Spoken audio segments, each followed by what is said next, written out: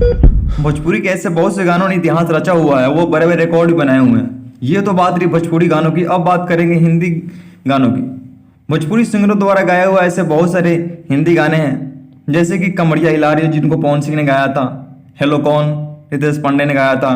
वही अपने खेसारी लाल यादव का एक बहुत बड़ा हिट गाना रहा, रेड लिपस्टिक, अपनी तो जैसे तैसी। ये तो रही पुराने गाने।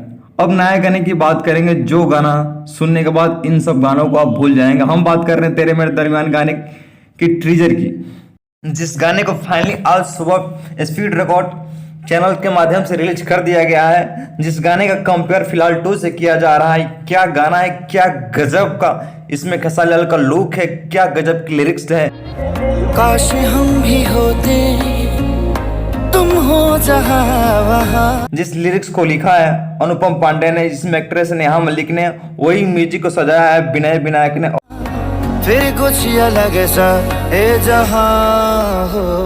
क्या गजब खेसारी लाल एक्टिंग किए हैं। पूरे गाने को हिंदी बॉलीवुड तरीके से बनाया गया। भोजपुरी वर्ड आपको इसमें एक सुनने को नहीं मिलेगा।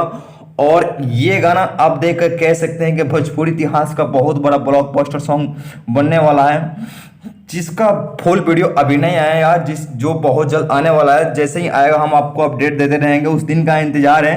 तब तक ट्रीजर को एंजॉय कीजिए और मैं बहुत जल्द आप सभी को नए वीडियो के साथ इस वीडियो में आऊँगा। तब तक के लिए नमस्कार।